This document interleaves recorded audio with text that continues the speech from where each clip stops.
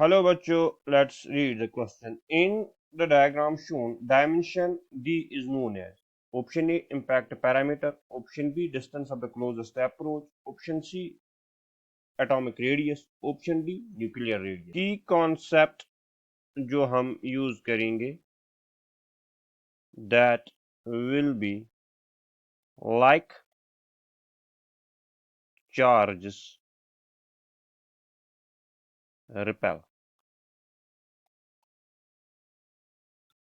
Now moving to question, यहाँ पे question क्या बोलता है कि हम एक अल्फा पार्टिकल को, जो कि डायग्राम में दिखा था, हम एक अल्फा पार्टिकल को क्या करते हैं, स्कैटर करते हैं, या हम ये कह सकते हैं थ्रो करते हैं इस पे एक गोल्ड न्यूक्लियस पे। ये अल्फा पार्टिकल बिल्कुल न्यूक्लियस के करीब है, तो यहाँ पे जो इम्पैक्ट पैरामीटर है चार्ज 2e है, और ये ट्वाइस प्रोटॉन है।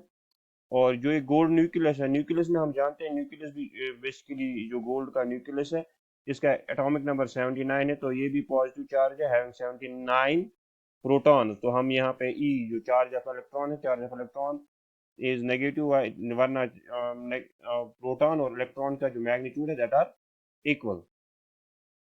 तो अब जो ही अल्फा पार्टिकल आगे आएगा तो ये न्यूक्लियस को क्या करेगा, न्यूक्लियस को रिपेल करेगा।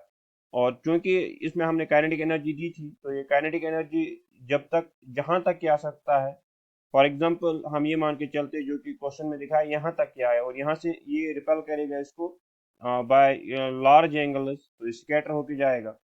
और यहाँ तक जहां तक ये आया, ये सबसे क्लोज वाले डिस्टेंस जहां तक ये आया, इसको बोलते हैं distance of the closest approach. So the answer for this question will be option B.